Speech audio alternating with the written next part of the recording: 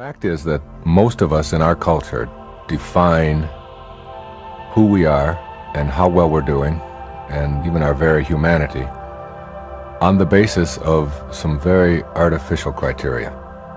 Those criteria, most of the time, are considered by people in our culture to be the ultimate.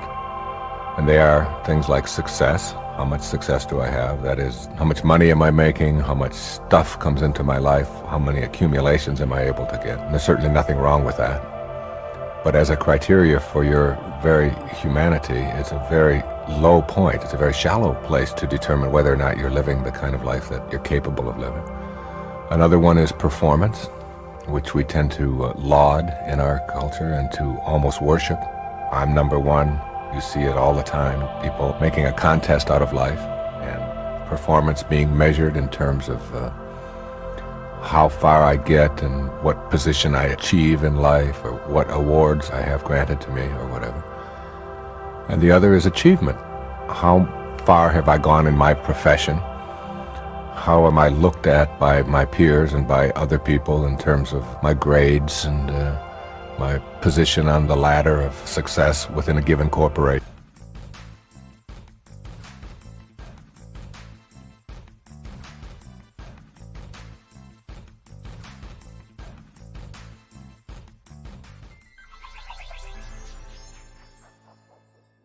Things like that.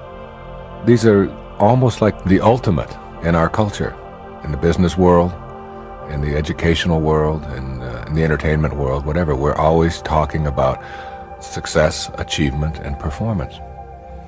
What has happened for me, and what has happened for a lot of people, particularly in some of my recent books and tapes and so on, is that after you live this life for a while and you find yourself achieving a lot of things and performing at a very high level and being labeled a success by all of the external standards, you soon discover that there's an emptiness to that there's more to life than just being able to do that.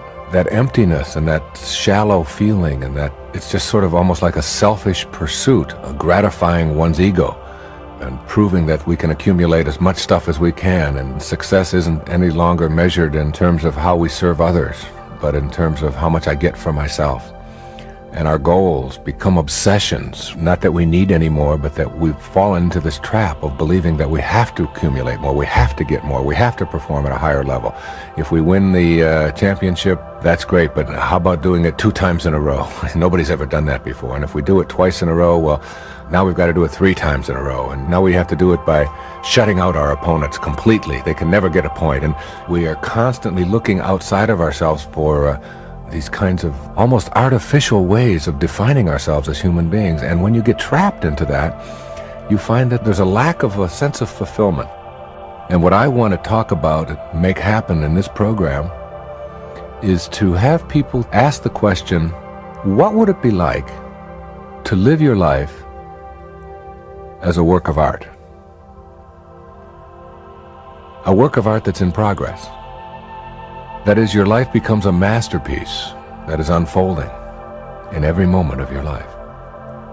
Instead of looking at it in terms of how much can I get or how far can I go, begin to see that, all right, yes, I am capable of lots and lots of wonderful things, and I have accumulated a lot of things, and I've achieved at a very high level, and I'm performing very well, but I want to take a different perspective on what my life is. And I want to begin to see my life as this fabulous work of art, that I can shape it and shade it and mold it into whatever it is that I think would be the absolute ideal for my contribution while I'm here on this planet, for the actual unfolding of my humanity. And if you were to ask anybody, what is it that you would really like to have said about yourself, whose life would you look at and say, this is what I would like to have been said about me?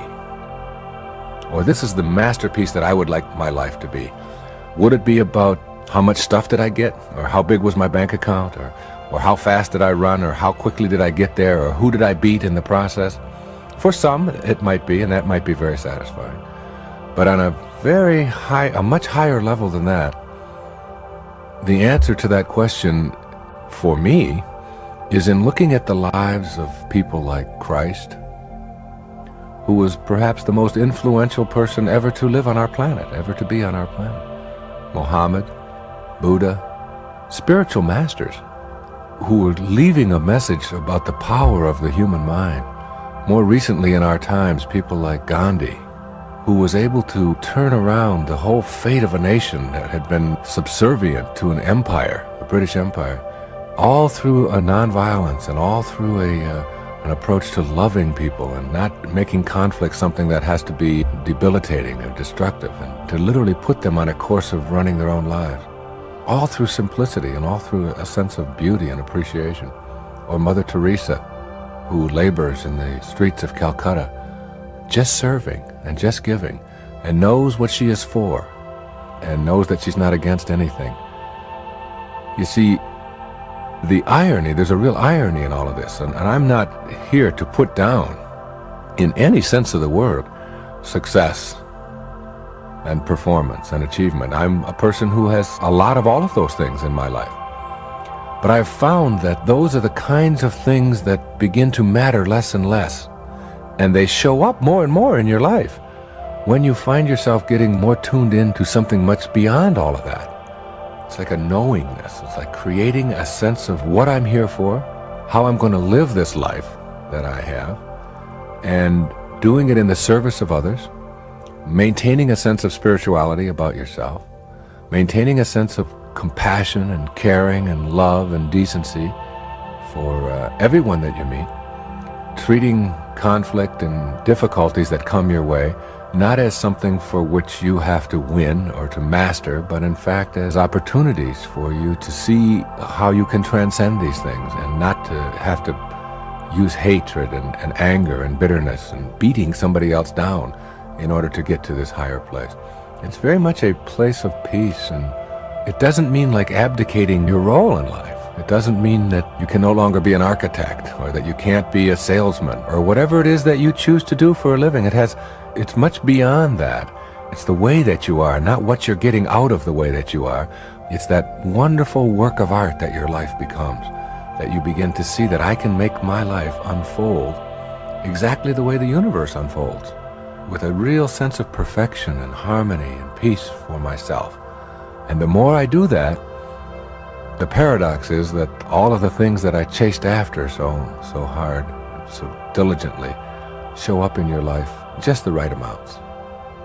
It's an attitude of knowing, of surrendering, not to anyone, but surrendering from the things that most of us are pursuing all of our lives, where we get on that stress-filled, fast pace. I have to achieve, I have to perform, I have to succeed, I have to become number one, I have to beat everybody else in order to prove myself. You begin to develop an inner sense of harmony, that those kinds of things are very low-level determiners of what kind of a human being you're going to be.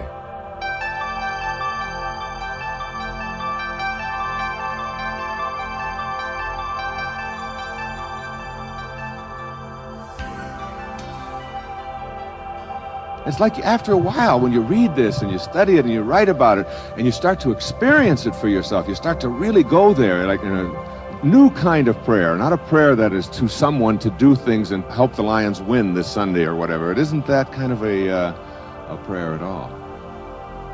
And you begin to experience it, and all of a sudden you start saying, you know, what these people have been saying for centuries is true.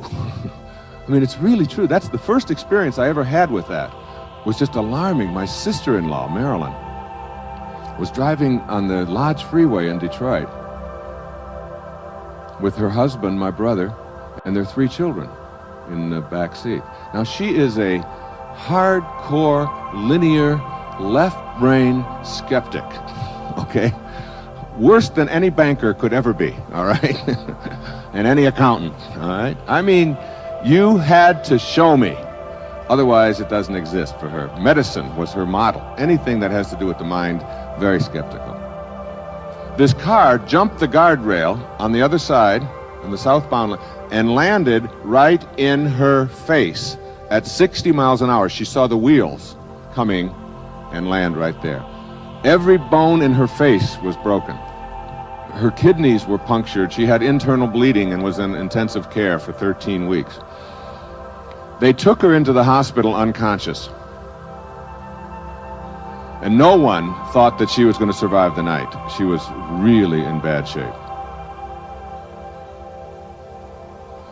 And they performed surgery on her for 14 hours. And there was a team of surgeons, 6 of them. And they were talking during the surgery. As you can imagine, for 14 hours, you would be talking. My sister-in-law reported to me in 1971, when I was 31 years old, and just sort of starting on this path,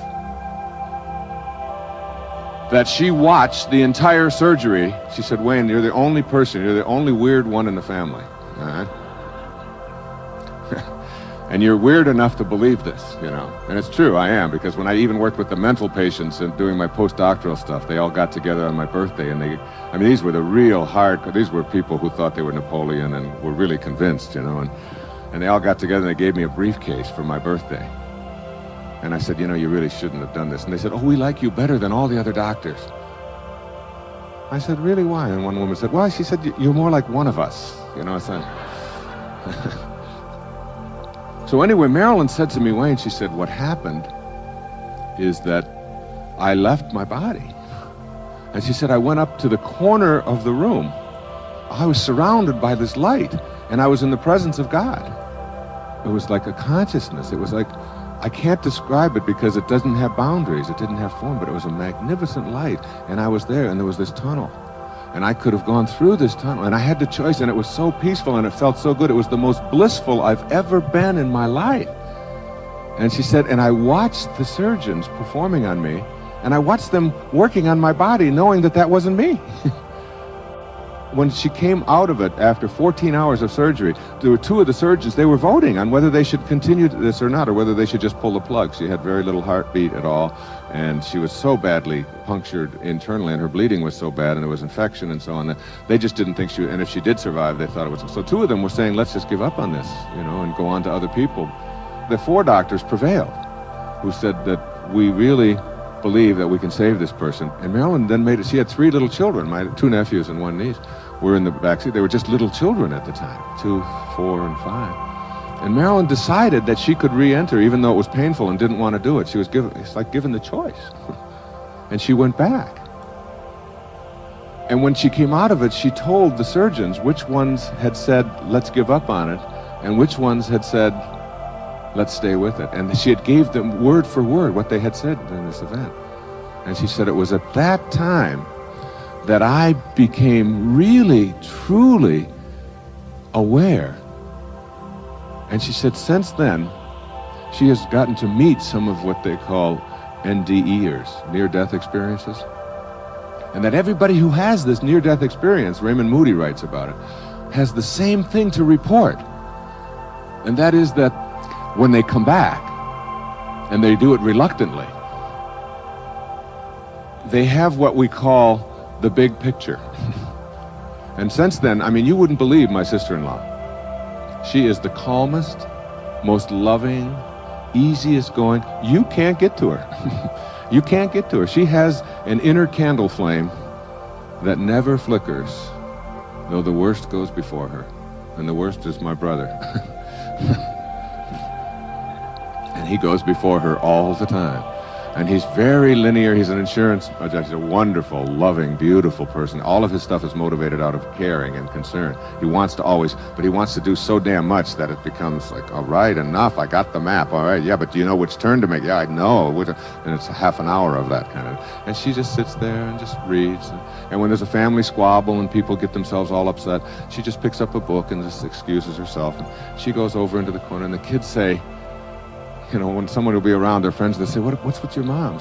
And they all say, oh, she's got the big picture. It's like having the big picture. And these people, all of them report when they come back from that, they have this like near-death experience. It's like tension and stress and anxiety and fear and all of that stuff that occupies so much of our lives is just gone. It's just not a part of the consciousness any longer. My suggestion is that we don't have to have that kind of traumatic event happen to our form to understand the universal principles and to surrender to them and to make them work every day in our life. That we don't have to go there. That we can unmuddle all of this metaphysical psychobabble, jargons kind of stuff and begin to live the spiritual life and have the understanding that we are truly spiritual beings having a human experience, and that the quality of that human experience is only available to us through our thoughts, through our mind, through our divine connection. And that whatever your religious belief, whatever label you place on yourself, try not to think of yourself as Christian. Try to be Christ-like, and you'll know what I'm talking about. Try not to think of yourself as Jewish, but be Jehovah-like, or Buddha-like, or Muhammad-like. These were not people who were asking anyone to deify idols and wooden deities and an orthodoxy. But instead we're talking about kindness and love and forgiveness and gentleness and spirit, and that we're all connected, and you begin to live that way. And it's really quite an easy thing to do.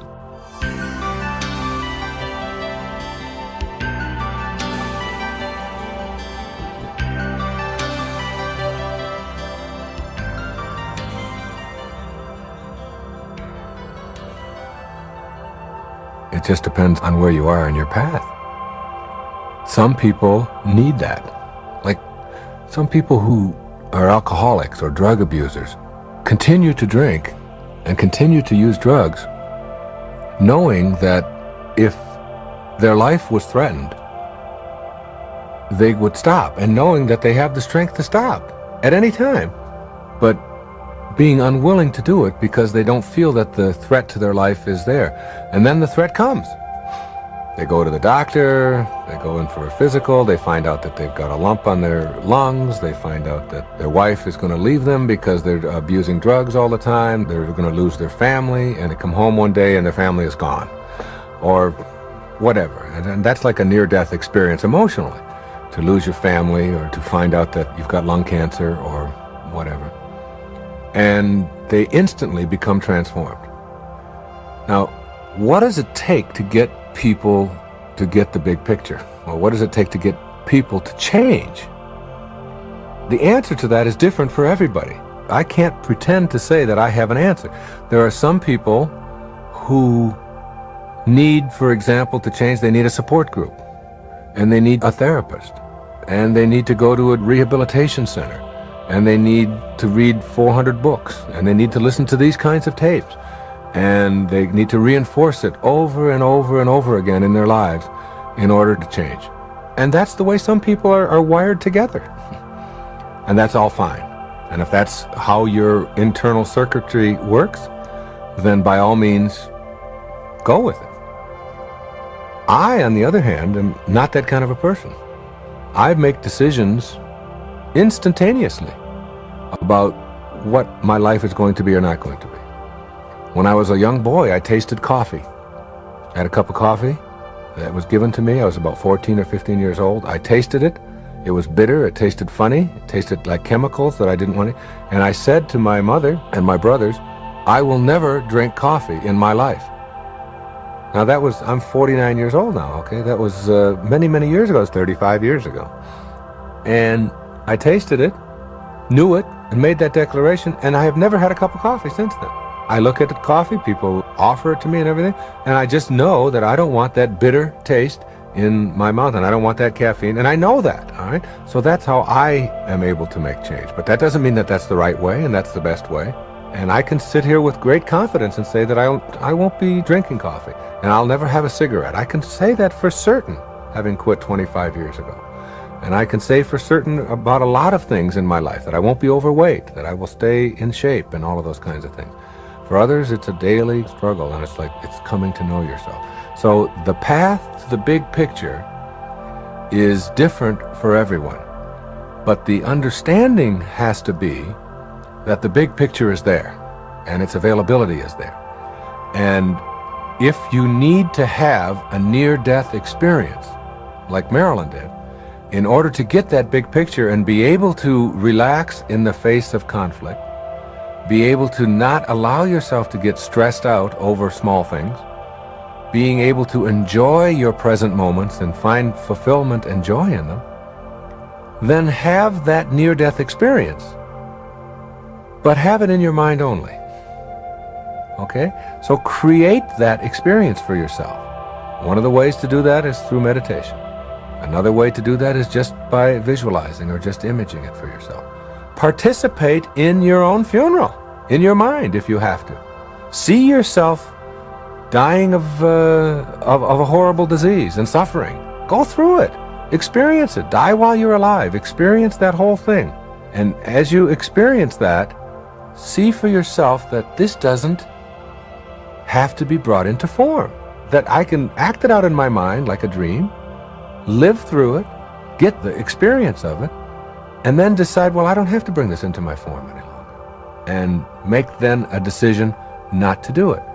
So whatever it takes for you, all I'm saying is that you don't have to go through it in the world of form. In your physical world, you can transform, go beyond your form. You can be metaphysical, go beyond the physical, experience it in your mind where there are no limits. There's no limits to your imagination. There's no limits to your thoughts, but literally be there. And then when you come out of it, realize that, okay, that's enough. I've done that now. Let me practice the big picture. Let me see it isn't anything that I have to really create in my life any more than that. And once you're able to do that, once you can create that for yourself, then you get all the benefits of the big picture. By the big picture, I mean, you know in your heart and in your soul that there's more to life than just what my body is going through. And you know that there's nothing worth getting yourself all bogged down about and getting all depressed about and all worked up about. You know it all. You see all of that. And everything that I'm doing to create that, like Marilyn, I'm always amazed at Marilyn, how she's able to just let all of that stuff just float by her. When the kids have this particular part, when my brother gets on her about that, or when things aren't going, how she just sort of calmly, and ever since that accident, has calmly just gone off in a corner and just sort of let it all work itself out. It's part of the surrendering process.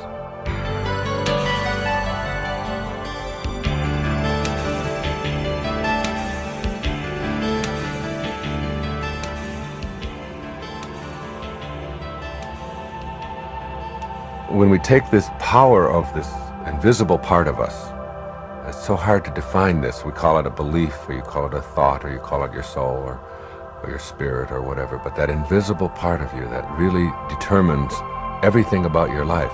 And you begin to say to yourself, all right, how can I apply the awareness of these thoughts and how I use my mind to make my life all that I want it to be?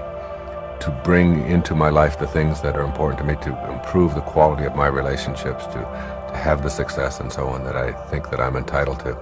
And it's really getting to the point where you know that every thought that you have has a potential for coming into your life, for coming into form. You start to get real cautious about having anything in your mind that isn't going to work for you.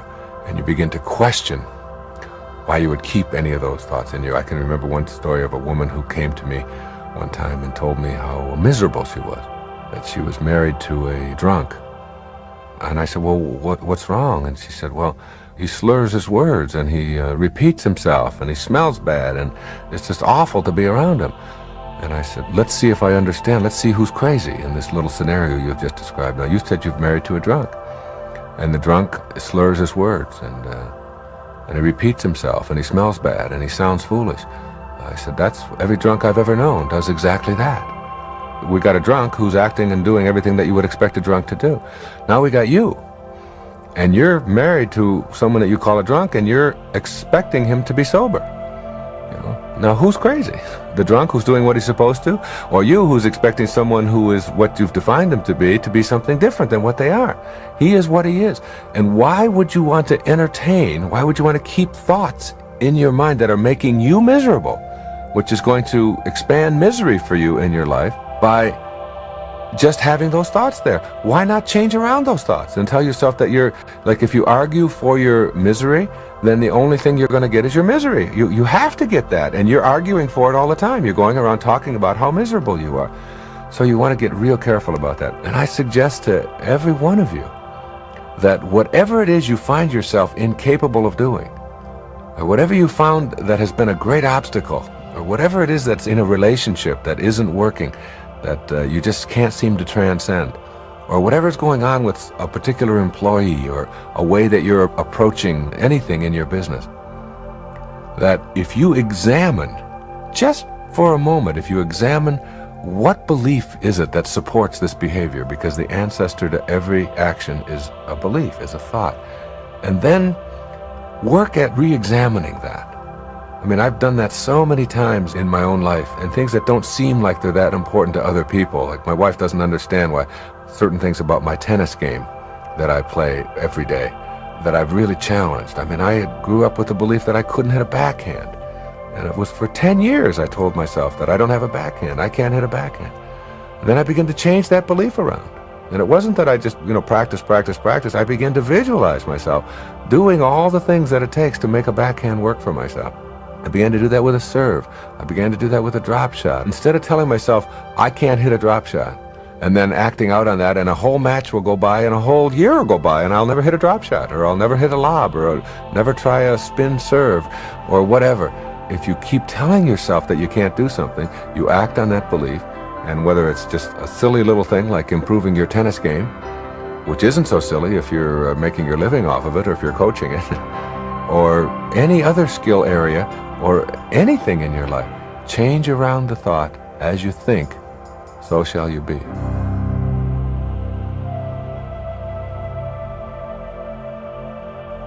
Years ago, my wife and I were going through some personal difficulties. We were making a decision about whether or not we were going to stay together, very frankly. Everybody in a relationship, I believe, has these moments and times when there's a struggle there, and you've been together for a while, and you're not certain whether this is the right path, and you're thinking about these things and so on. And nevertheless, it was a very difficult time emotionally for both of us. And I can remember years and years ago, as we were going through this, what it did for me to be in that state. I became much more loving. I became much more concerned with other people. I became less concerned with the pettiness of so many things that you find yourself worked up about, because I had a different focus in my life. And I can remember thinking, as we resolved it and got back closer together, and today are very close and very loving together, looking back on that time as like something that I had to go through at that time. And that what it did is it helped me to see how absurd it is for us to be focused on the minutia of life. Whether or not the walls are clean, or whether or not the toys are put away, or whether or not your food is prepared on time, or whether somebody is late with something, or whether the phone doesn't ring or does ring, or whatever. Like, all of those things are so minute in contrast to what you're really struggling with. And then what it also helped me to do, in terms of getting this big picture, was to look at some of the things that other people were going through, some of the problems and difficulties that they were having. Very often when something goes wrong in somebody else's life that we're close to, one of our parents gets ill, there's an accident of some kind. When Marilyn had that accident, I can remember how it affected me. And it gives you pause to remind yourself that you have a lot to be thankful for, and that you have a very powerful mind here that can make anything happen that you want to happen, as long as you keep yourself centered or keep yourself focused. I was able to shift from all of those petty little things. I can remember I was doing a show out in Seattle at that time that I was going through that tough period. And somebody asked me a question that 6 months before I would have answered sort of flippantly, sort of smart-alecky. It just wouldn't have given it the attention that it deserved. I would have thought of it as perhaps too trivial. And I can remember looking into the woman's eyes who asked me the show. I was on a TV show out there in Seattle, and thinking, because I was struggling at that time, I became much more compassionate towards this person, much more tuned into the pain that they were feeling, even though it seemed trivial in comparison to what I was. And it allowed me to get to be more loving. And then I look back on that now and I think, well, that's what I had to learn. That's what it was for, that there's a purpose in everything. And that perhaps one of the things that I had to learn 8 or 10 years ago was how to be more compassionate. And perhaps the only way I was going to learn how to be more compassionate was to have to go through some of this stuff myself. So, like, you can do that. You can do that now in your own life. Know that there's a lesson in this for you. Know that there are no accidents in this perfect universe. And know that the deep troubles that you may be experiencing or may be hard for you have something in them for you, and that there's a secondary purpose to them. And if it does help you to slow down, and if it does help you to get a bigger picture, and it does help you to be more compassionate and more loving towards other people, then what you do is you begin to bless those things that are in your own life as offering you an opportunity to transcend them. And once you've transcended them, then you don't have to go back to that again. And for sure, my wife and I do not have to go back to ever doubting whether we want to make it and whether we want our family to stay intact and whether we want to stay loving and so on. We don't ever have to question that again. We've been there, and we both learned how to look within. And when you do look within, to be grateful for what this person is offering you. So that every time I think about my wife behaving in a way that I don't like, or vice versa, we've learned how to zip it. How to just not make ourselves miserable by saying things and by doing things that will just create more difficulties. Because we've been on the edge. We've been to that edge, and we've looked over the edge and seen what it's like to maybe have to raise a family as single parents or whatever, and to be without each other. And now we're a tremendous source of strength to each other, instead of looking for the things that we don't like. So the way to the big picture often is through seeing the problems in your own life from a different perspective, and seeing how difficult other people have it. When you're wondering about how troubled you are, look at the Alzheimer's patient whose mind is slowly slipping away from them, and they even are aware that it's happening and they don't know what to do about it. Coming up here on the airplane yesterday, there was a story in the paper of a man and his wife who just got so desperate that they had to call the police. They have 4 children. 4 little children under the age of 6, just like I do. And they had to call the police because they didn't want to raise them homeless. They didn't want their children, they were being evicted from the final hotel because they had raised their rent from $160 a week to $210, and they just simply didn't have it. And rather than put their children out on the street, they called the police and asked the Department of Human Resources to come and keep their children for them for a while until they could get themselves back together. And I thought, my goodness, what kind of problems of mine could even be anything near what it must be like to be faced with the idea of having to go out on the street with my children, my little babies. And these were little babies. One was 3, one was 4, and one was 5, just tiny little children, to be out on the streets, on the cold streets. And I made a commitment that I was going to contact them when I get back and try to get them something. And other people are helping them as well. But it also gives you time to get the bigger picture, when you see things like that. It's a good thing to remember. Another thing is that in order to get this bigger picture and get to this place, that you can stop feeling sorry for yourself. You can stop the self-pity, because it's happening you've got to trust, you've got to surrender, you've got to know that what's coming your way has a purpose in it, has a lesson in it, that there's order in chaos. And underneath that chaos, you've got to look for that order and look for that blessing. And so one of the things you might have to learn is how to get off of pity and feeling sorry for yourself. And one of the ways to do that is to start focusing on doing something new, doing something different, keeping yourself occupied. Marilyn would go to her knitting. I found myself getting more wrapped up in giving talks because my talks improved, literally improved, when I was going through that struggle. And so did my writing, because I was just experiencing more compassion for myself. The way to experience that compassion is to get yourself focused, get yourself on something, doing something, and then generally it will work out. The other thing, when you are concentrating on something else, or when you are doing something else, your mind can't be on what is wrong. And when you get your mind off of what is wrong, you get it on what is right. What is right is what expands, and what is wrong tends to go away.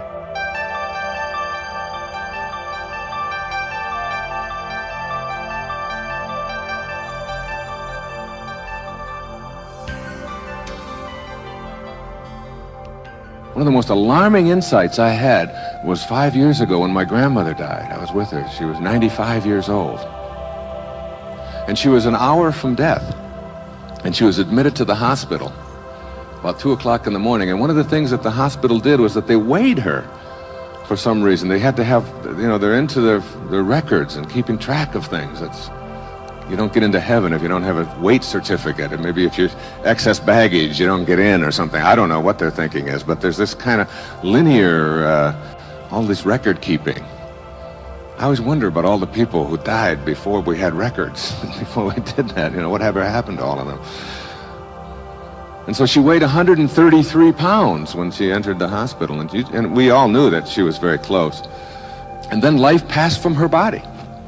I mean, we watched as life literally left her body. And there she was.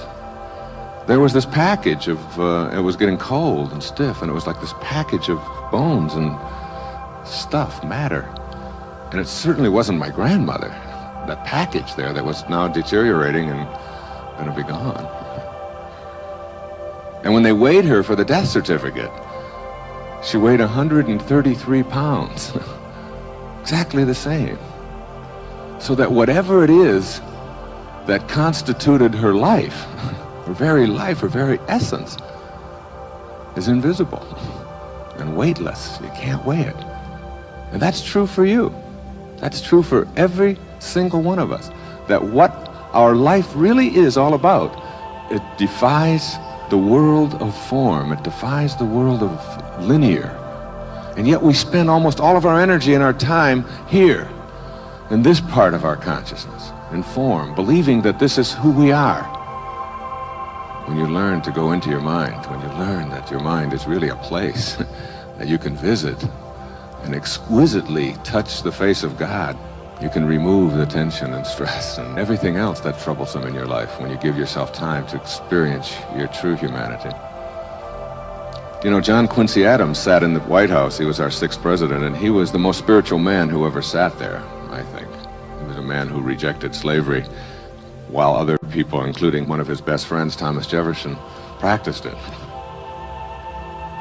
He was a man who was highly spiritual and very intellectual, perhaps the highest intellect of anyone who ever was there.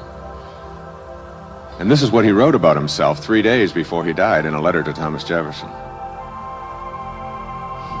He used his house as a metaphor for his body. And this is really the message of what I have to say here today. He said, John Quincy Adams is well, but the house in which he lives at the present time is becoming dilapidated. It's tottering on its foundations. Time and the seasons have nearly destroyed it. Its roof is pretty well worn out. I can identify with that one, I'll tell you. Its walls are much shattered and tremble with every wind. I think John Quincy Adams will have to move out of it soon. But he himself is quite well, thank you. That concept of understanding that universal intelligence that is a part of our consciousness is not just something for mystics and people to go in loincloths and contemplate in caves. It's for us. It's for every one of us in the practice of our daily lives, in whatever business we're in.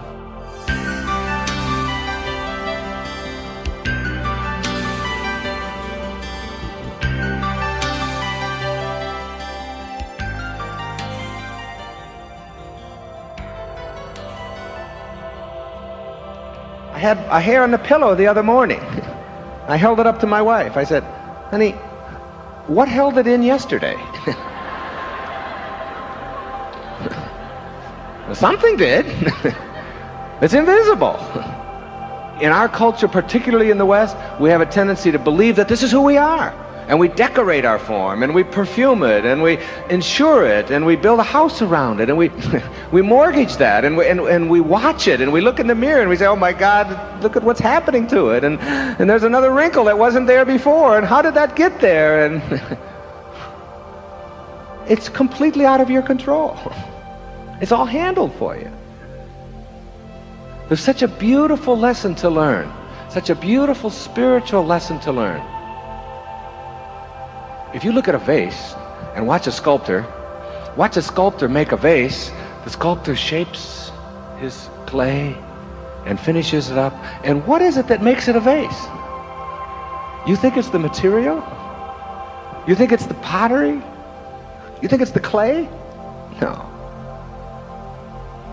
It's the empty, silent space inside that the clay surrounds that allows it to be a vase. Otherwise, it's just some pottery. What makes this a room? What makes your house a house? Think about it. It's not the walls.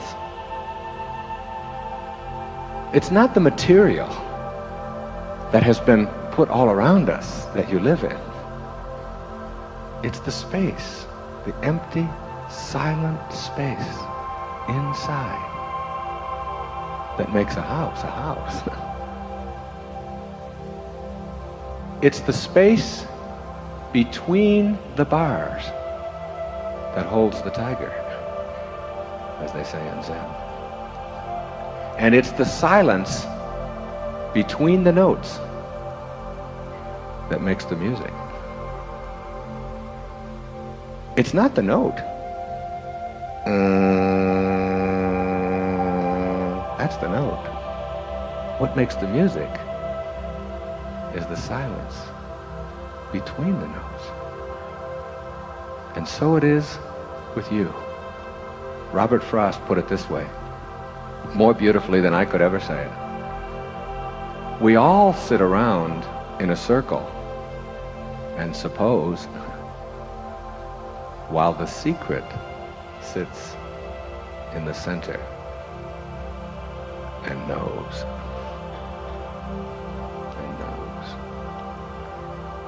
You must come in contact with that empty, silent space that is within, not the form that encapsulates it.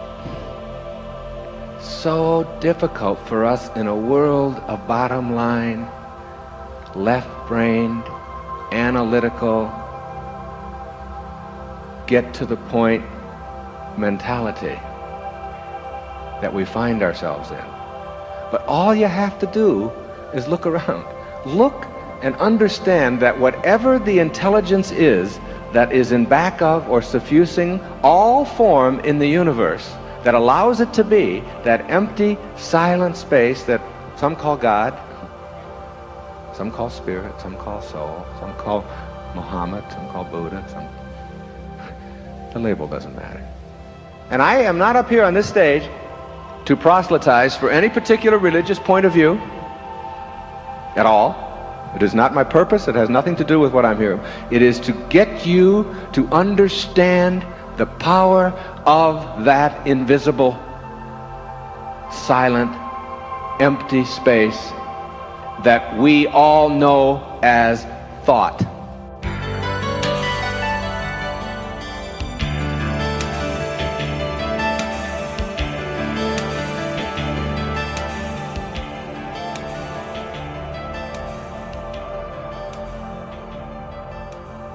The awakening process, the awakened life, what a wonderful notion that is, to be awakened. It's like when you go to sleep at night and you're dreaming, the only way you know you're dreaming is to awaken. And it's a similar thing here, this awakened life business that we're talking about. When you wake up from this dream, this 80-year dream or 100-year dream, you begin to realize that the only way you know you're dreaming is to awaken. You want to create an awakening process where you really are looking back on the dream from a perspective of what is, rather than what you think it should be, or judging it. And there was a wonderful lady, some of you will have heard of her. Her name was Peace Pilgrim, and no one ever knew her real name. And Peace Pilgrim was this woman who was in her 70s when she died, I believe. And she walked all across the country, just promoting peace. She was a little old white-haired lady, and she would go on television and radio stations and just talk about how positive it could be, and then she would walk to the next city and the next. There's a book out about her called Peace Pilgrim. And she had, in one of her little booklets, something that I think is really an indication of the awakened life. A real indication that you're awakening. And this is just a real short list of what some of those things are. When you see yourself moving beyond that success, that performance, that achievement that so motivates your life, and begin to awaken to a new level, to a whole new level of experience. You'll see it this way.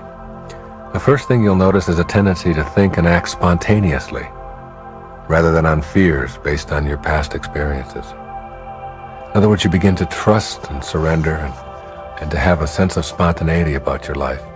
And you're not always focused on whether it's going to work out or not going to work out, and be afraid if it doesn't. And those thoughts are you're no longer wanting those thoughts to expand in your life. And then you'll notice an unmistakable ability to enjoy each moment of your life.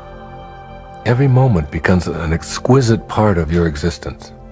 And you'll find yourself, even in times when you used to think of them as boring or routine, like, maybe getting in an airport and being delayed for a couple of hours, you begin to find an unmistakable ability to enjoy that, and to not judge it, and to see it for what it is, and to even be grateful for it, that you're not getting on a plane that wasn't supposed to leave at that time.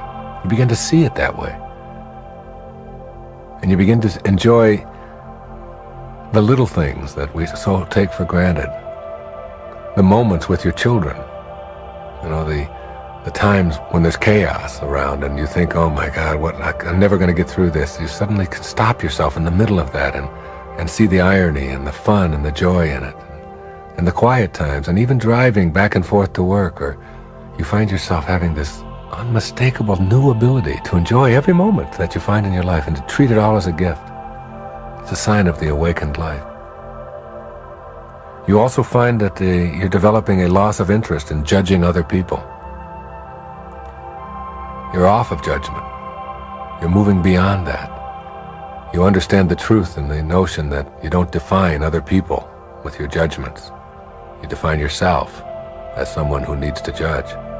That each one of us is defined by our own thoughts and our own actions. And even those people who are behaving in ways that are antisocial and that are criminal and so on, you find yourself less judging them and more seeing them for what they are. Not saying that they shouldn't be held accountable and responsible, of course.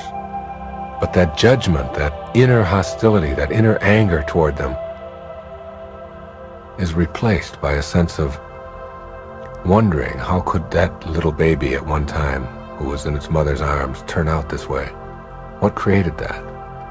And I wonder if there's anything I can do to help eliminate that in other children, rather than the judgment. You find a loss of interest in interpreting the actions of other people. You don't become this great interpreter for what everybody is and what everybody is doing. The awakened life beckons you to just sort of observe it, to note it.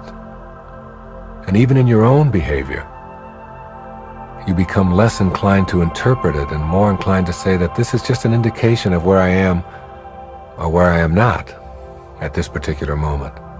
And with no need to analyze it. You see, when you analyze something, analyzing is really a violent intellectual act. When you analyze something, you have to break it apart, tear it apart and break it open and find out every little piece of it. It's like intellectually violent.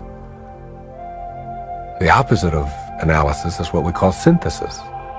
Pierre Teilhard de Chardin talked about the universal synthesizer is love. You begin to see how everything fits together. Rather than analyzing every little bit of life and interpreting everything for people, you try to do less of that and more of seeing how we all fit together. The awakened life means a loss of confrontation. You're no longer interested in it. It just isn't important to you. It's like having to prove yourself and make a contest out of everything. It's just no longer there for you. The real sense of the awakened life behind that is that you don't have to make anybody else wrong. And you don't have to make yourself right. That's the real sense of awakening, when you begin to know that there's much more to life than making a contest out of it.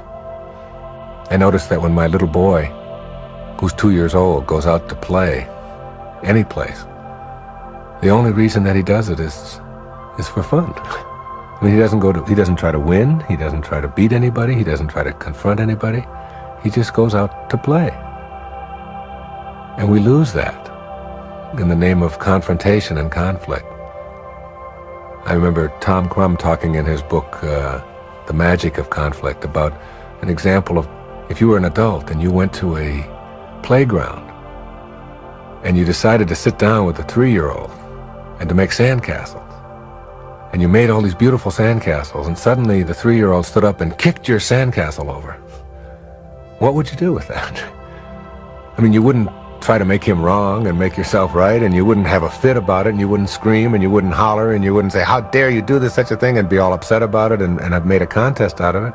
You'd say, this is what 3-year-olds do. They knock over sandcastles, and it's just for play. You begin to develop that sense that inside every one of us is a little 2-year-old who wants to come out and play and doesn't have to win, and doesn't have to beat anybody, and doesn't have to be in conflict or confrontation. That little child inside of you begins to surface when you start awakening. You lose the ability to worry. I didn't say you lose worry, you lose the ability to worry. It's no longer part of you. You begin to understand the absurdity of worry.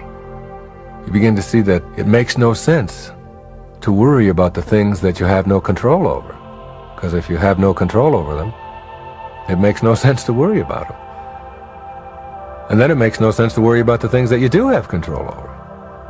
Because if you got control over them, it makes no sense to worry about them. And there goes everything that you ever worried about. You either have control or you don't. And if you don't, you move on. And if you do, you take control. As you awaken, you lose that ability to just worry about things and instead accept them. You'll notice frequent, overwhelming episodes of appreciation, as she puts it. Frequent, overwhelming episodes of appreciation. Appreciating everything, being thankful. It's one of the great ways to become awakened in your life, is to be thankful for everything and to give thanks for it. You know, I'd like to see the churches of America have services on Sunday morning where they have like Liver Appreciation Day, you know, like to appreciate your liver every Sunday and have an ode to the liver, you know, and a theology of the liver and how grateful we are for our liver. And if we didn't have our liver, imagine, you know, and then the next week is like, you know, the Heart Appreciation Week. It's like appreciate every little tiny thing that is a part of what it is that makes you alive. Your teeth, your tongue, the air that you breathe, the ionosphere, the atmosphere, the ground, the sun, the stars. It's like you start having these overwhelming episodes of appreciation as you awaken, and you appreciate getting on a plane and having it take off and having it land and having a seat and having someone to serve you a drink and being able to wear clothes and everything about your life. And as you become more aware of how much you have and how much you have to be grateful for, you become less focused on scarcity and what you don't have, because your mind is focused on what you do have. And when your mind is focused on what you do have expands. You begin to develop contented feelings of connectedness with others and with nature. You begin to see that every human being that you meet any place on the planet shares being human with you and what it feels like to be human. You begin to see that there's a oneness to it all, that there's a universal mind, that you're a part of it. And you know that each one of us is connected and that on a round planet we can't choose up sides. That you begin to know that, then you treat the people that you come into contact with the same sense of reverence that you have for yourself, because you are, in fact, that person. It's why Jesus said on the cross when the spear was thrown into him, "Forgive him, Father, for he knows not what he does." The reason he knows not what he does, he doesn't know that he's throwing a spear into himself. Because every time you hurt another human being, you hurt the generic human being. You hurt all of us. And every time you send out love, you create a sense of harmony in that being. You begin to have what she called frequent attacks of smiling. You become more joyous, more merry, more contented as you awaken and get beyond all of this need to accumulate and perform, achieve, which is all wonderful. But when you go beyond it, you begin to develop an increased susceptibility to the love extended by others, as well as the uncontrollable urge to extend it to others. Love becomes what you are, and you can't give away what you don't have. You can only give away what you do have. And if what you have is love, then that's what you find yourself giving away.